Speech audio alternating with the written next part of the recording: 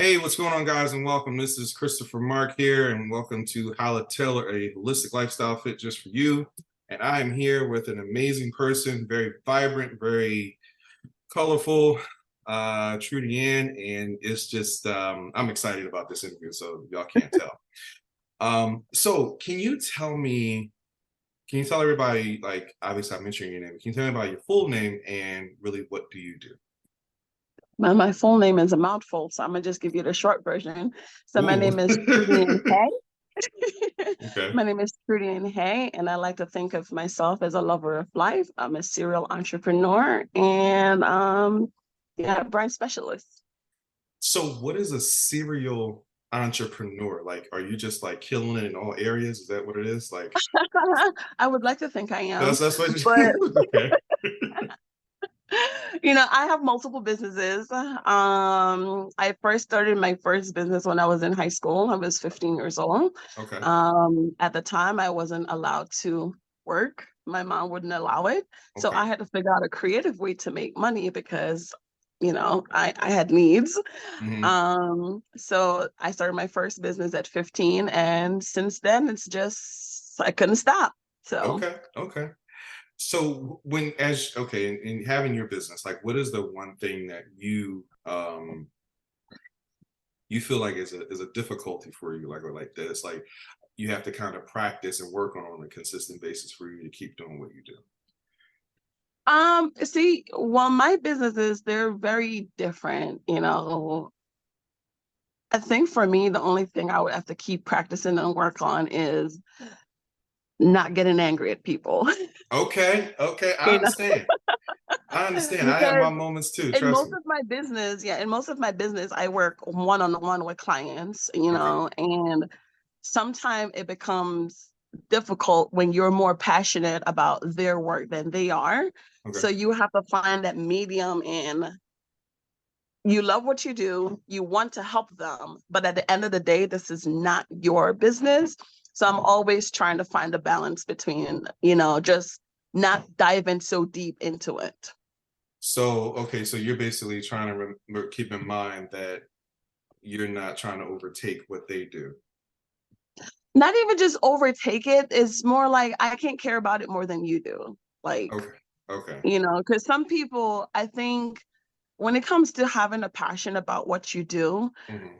some people have the passion, but then when it comes to the business aspect of things, they lose their passion. So sometimes they don't see their end goal because all they can see is right now I have a bunch of paperwork in front of me, but all I want to do is create. So Right. then I'm more passionate about, well, I can see the long run. Right. And, if we just get over this mountain right here, you're good. You just gotta keep Just with it. But, some people think success is an overnight thing. It's not, it's a constant. So it gets really disheartening sometimes right. because you see their potential and you see where they can go, but they don't see it themselves, and it's kind of hard. No, it is. It is. Trust me. I work with so many people, and you can see what a person um what a person can do. And I was explaining this to somebody recently about how, like, a person's potential is really their potential, and in the sense Mhm. of like how far they're willing to go with it, it's up to them. How, you Right. know what I mean? And I think, but you might have the vision of being like, hey, you're capable of this, this, and this. You know, why don't you just go ahead and do it? Right.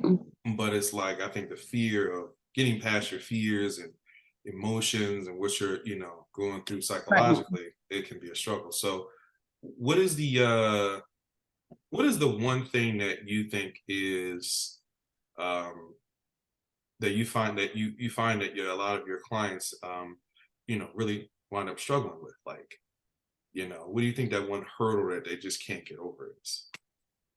Structure. Structure. They all lack structure.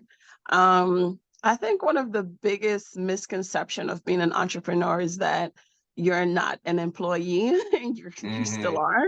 You're an employee of your own business, your own brand. So a lot of time people lack structure. They don't have that structure to maintain their own business or their own brand, and they struggle a lot with it. Okay. Okay. So you were telling me when we were talking before, you were telling me that you have a nonprofit. So is like, what are the different types of? I know you have a nonprofit, but what are the other things that you do? So you do. I know you do. You're a serial entrepreneur, but how does your nonprofit tie into what you do in business as well? Well, my nonprofit is, I would like to say, my baby. Okay, Um, I understand. it's my passion. It's my I like to say it's my reason for living, honestly. Right. Other than my nonprofit, which is a community-based organization here in Philadelphia, it's called ITAF Foundation, which stands for It Takes a Village Foundation. I do catering. Well, I don't really cater no more, but I have a meal prep business. Okay. I do meal prep for postpartum women, Mhm. or just the average everyday working adult who just can't seem to find the time to cook, but would like to have, healthy meals and stuff like that. So I do meal prep for them. Um, I have a business with my husband. We have I guess you call it a skin and body business. We do handmade soap, body butters, beard oil for men, stuff like that. Right. And I also have a business with my son. He's 3 years old. Yes, I put him to work. Um, I don't blame uh, you. Trust me, I don't blame you at yes, all. I mean, look, he eats a lot. Yeah. So we actually have a couple projects that, we're working on that's coming out soon, but his brand is called True Baby Foodie, Okay. which is we do meal for babies. So instead of buying the store-bought stuff, I make them for babies. Oh, I So do a lot. you do a lot, man. It's like I do a lot. okay, so let me ask you this. When do you have time for you? Oh, I have time for me every day. Okay.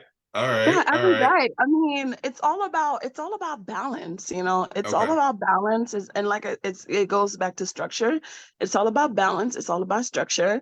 Um, Everyone know you do not interrupt nap time, because when my son takes a nap, mom takes a nap too. That's me time. You do not call me between 12 and 3. Do not Right. ask me to do anything between those hours. That is me time, okay? But despite having a busy schedule, I still make time for friends. We still go out. We still, you know, do club stuff and Hmm. parties and soirees, and I still make time to go get my nails done and do my hair and, be the best version of me. That is amazing. I think that's the thing about it. Like most people don't understand how to toggle between both. Most people have a lot going on, and then they're like they get so submerged in what they're doing that they lose Mhm. themselves. You know what I mean? I mean, I Uh, can't run on empty. So, no, you can't. You can't. Trust me. Trust me. Yeah, you can't. Not at all. So do you ever feel like if you had to do something else other than what you're doing, was there anything else that you wanted to do outside of what you're doing now? so originally growing up, I've always wanted to become a doctor. And I actually think that has to do with the fact that I was born and raised in Jamaica. Okay. You either become a doctor, you work in finances, or you work the fields. Okay. Okay. you know, and Okay. being a doctor was it for me. My cousin was a doctor. She inspired me, Mhm. and I wanted to be an obstetrician gynecologist. Um, Wow. yeah, but then they tell you how many more years of school you have to do, and I was like, oh no, this is not for me. Yeah, You want me to do how many more years of school?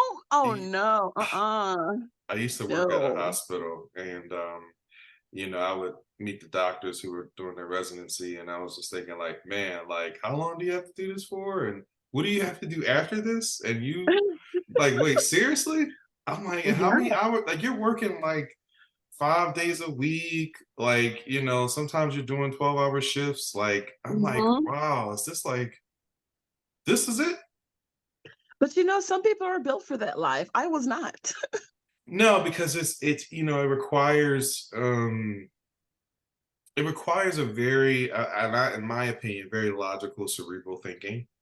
Hmm. Like just to kind of be that laser focused in what you need to do for someone. Right. I think that's really what it requires. I think if you're more vibrant and emotional and things like that, that environment after a while, not saying it doesn't drain them, but it'll drain Right. somebody like myself or you, where you're more creative because Hmm. now I always tell people like when you're creative, you're you're literally feeling the pulse of what people go through or what people ignore.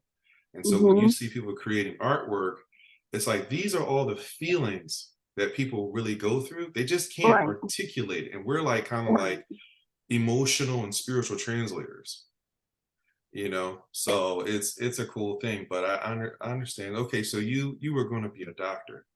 I was going to I'm be a trying to doctor. imagine this right now. I mean, you got the glasses, but I'm like, man, this is like, okay, so when did you decide, okay, I'm not going to do this, I'm going to do this? When did that happen? Was it a point in time that, I think that was when I would say, what was that? I was a junior. Is it was sophomore, junior? Which one is the 11th grade? That's a junior, right? I think so. I think I so. forgot. That's been so long for me. But I think it but was I when I believe was so. in Yes, the yes. 11th grade, Right. because I'm very smart, Mm-hmm. my counselors, they put me in a lot of programs, Mm-hmm. so I had to take college courses, and by the time of my senior year, I had all AP classes. Wow. And I was like, yeah, no, I love school, but I don't love school this much. I can understand that. That's not for me. So after I graduated high school, honestly, when I went to college, I was like, okay, cool, I'm gonna do business management because I just knew I wanted to have my own business. Mm-hmm. And it's just how about going to have that business. So I enrolled into retail and finances and business management. Mm-hmm. And I was like, yeah, no, this is not for me either. No, I specifically remember going to the counselor, and I was like, so yeah, I'm leaving. I'm not coming back. This is not for me. It's Mm-hmm. not. I I was like, what are they teaching? I don't feel like it was for me, maybe for someone else, but I don't feel like the experience and the knowledge that I needed to gain, I was gonna gain um, in the classroom, which Mm-hmm. there's nothing wrong with that. I will never tell no one to not go to college. I just know that path was not my path, you know. Yeah, it I ran into the same exact thing. I fortunately I said it a little bit differently to the teacher. I was like, listen, I'm going to drop out of this class, and I'm just going to go ahead and focus on my business. And he was just like, Mhm. it's like, why do you say that? I was like, well, because you got to understand, the information that you're teaching is outdated, and even if you bring it current, it's still based around the trial and error of people who are actually learning in the field of the Right. business itself. So I don't want to waste my time. I mean, no, honestly, I that's how I felt. I was like, I could either stay here and, I was paying for school out of pocket. Right. It was like I could stay here and waste all this money for something that's not going to interest me, or I Right. can just go a different route. Okay. All right. So what is so now that you built this I guess your own version, your utopia. What is it that what is your goal? What is your how does this play out? Tell me the story, the Trudean story. Tell me how it ends. So for me, I felt like I've achieved a lot of my goals. Okay. So it's always setting new ones. Right. Um, right now I think I'm in the era of Just being me fully, completely, wholeheartedly. My next goal is to just travel and to just work on my personal projects that I have for myself. Like I have a few books that I'm releasing soon. Okay. Um, I want to do a documentary of my life in Okay. general because I have a very interesting bird story that we're not going to get into. Okay. All Um, right. but it's a lot. It's a She's saving lot. it. She's saving it for the book. She's saving it for, documentary. I'm So saving it, you yes. can't give away everything. Can't get I all of understand, it. You can't get all of it. so don't blame me.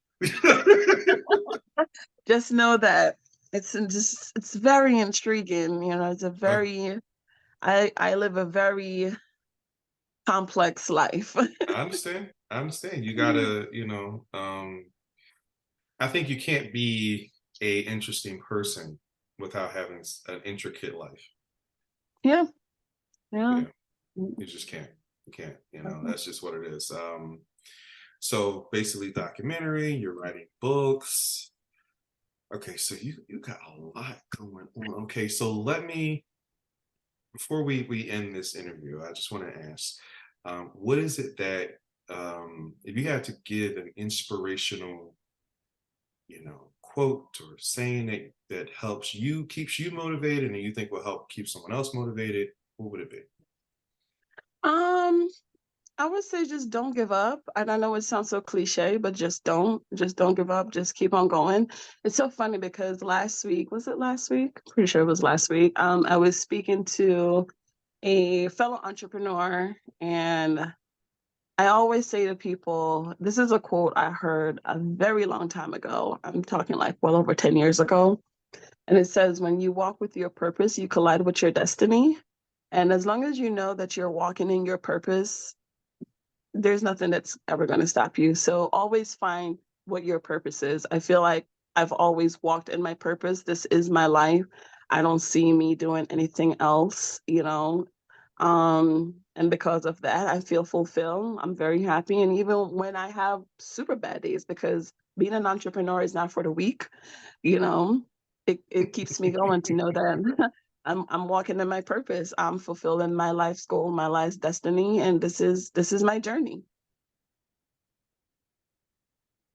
That was amazing. I had a feeling this was just going to be an amazing interview, and I appreciate you taking this time out of your Oh, I appreciate you so your the much. the, the million and trillions of things that you're doing. Uh, um, quick question before we go: that the artwork, did you do that, or is that Oh, so I am anime is my life. Don't even get me started. My whole life is surrounded by anime. So okay? this is Okay, actually my nerd wall. okay, So that's your it's a nerd wall. Okay, mixture. Yeah, it's my nerd wall. It's a mixture of all my favorite animes and comic books okay. and stuff like that. So yeah, anime is my life. Like even it's my life. This is Disney. This is Princess Tiana. So Okay. whenever you see me, if you've ever seen me out in public, if you're in Philly or anywhere and you see me, I will have on something that represent anime. My son has an anime name. His middle name is Calcifer, and it's Wow. from Howl's Moving Castle. Like I eat, breathe, sleep, live anime. This is There's just so much awesome. you can learn. There's so much you There's can so learn. much, I think the one thing I take away from you is find a way to allow your inner child to live in an adult world. Yes, just be happy. Yeah. Life is already so serious. Just if things are out of your control, which I always tell people, if things are out of my control, what am I gonna do? I can't just sit here and stress about it. Like, it's gonna work itself out, it's not going to work itself out, but at the end of the day, life must go on. So I'm not gonna sit here, beat myself up out of it, stress over it or anything. I'm just gonna put on some heels, a tutu, and go out there with my pink hair. Like, that's tomorrow's problem, not right now. I appreciate it. I appreciate you taking this time. I really do. Thank you so much. It's a pleasure. Cool. Listen, guys, I'm gonna collect some information so that way y'all want to get contact her and touch base, maybe be able to connect, work with her. And then we can kind of go from there. I hope you guys enjoyed this episode, and I'll talk to you guys soon. Peace.